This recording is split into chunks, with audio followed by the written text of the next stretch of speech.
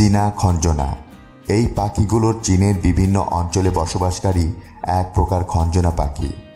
এরা বিশেষ এক প্রকার ঘাস ও নিজেদের লালা ব্যবহার করে গুহার ভেতরে বাসা তৈরি করে। আর বন্ধুরা, তোমরা তো জানোই খাবারের ক্ষেত্রে চীনের লোকেরা কোনো কিছুকেই ছাড় দেয় না। আর খঞ্জনা পাখির প্রায় স্বচ্ছ এই বাসাগুলো চীনের ঐতিহ্যবাহী একটি খাবার রান্নায় ব্যবহার করা হয়।